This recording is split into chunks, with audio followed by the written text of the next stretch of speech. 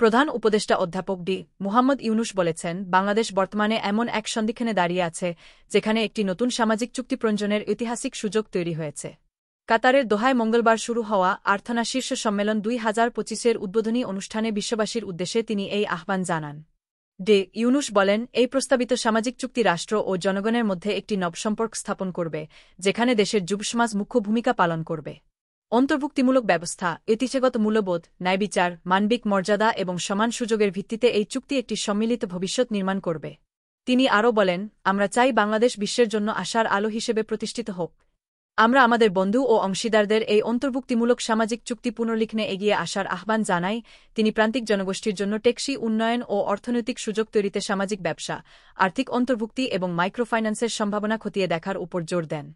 প্রধান উপদেষ্টা তার বক্তব্যে একটি সহনশীল, সমৃদ্ধ ও টেকসই ভবিষ্যতের স্বপ্নের কথা বললেও বর্তমান বিশ্বের নানাবিধ চ্যালেঞ্জের কথাও উল্লেখ করেন।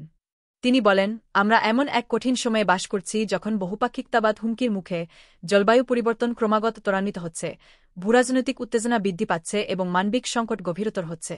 নতুন নীতি, প্রযুক্তি ও শাসন ব্যবস্থা পৃথিবীকে দ্রুত বদলে দিচ্ছে, যা অতীতের অনেক ধারণাকেই অচল করে দিয়েছে। এই জটিল পরিস্থিতিতে আঞ্চলিক ও বৈশ্বিক সহযোগিতা আগের চেয়ে অনেক বেশি জরুরি বলে মনে করেন অধ্যাপক ইউনুস। তিনি বলেন, আসুন আমরা সাহসী হই।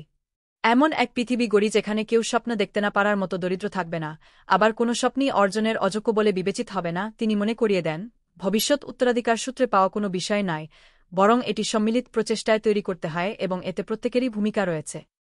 ইউনুস কাতার আয়োজিত আর্থনা শীর্ষ সম্মেলনের প্রশংসা করে বলেন, এই উদ্যোগ প্রমাণ করে কিভাবে একটি দেশ উদ্ভাবন, ঐতিহ্য ও অংশীদারিত্বের মাধ্যমে জলবায়ু সংকট, সামাজিক বৈষম্য এবং কর্মসংস্থানের ভবিষ্যৎ চ্যালেঞ্জ মোকাবিলা করতে পারে। তিনি সামাজিক ব্যবসা ও আর্থিক অন্তর্ভুক্তির মাধ্যমে প্রান্তিক মানুষের ক্ষমতায়নের ওপর পুনরায় গুরুত্বারোপ করেন। দুদিনব্যাপী এই সম্মেলনের মূল প্রতিপাদ্য আমাদের উত্তরাধিকার গড়ে তোলা, স্থায়িত্ব, উদ্ভাবন ও ঐতিহ্যবাহী জ্ঞান।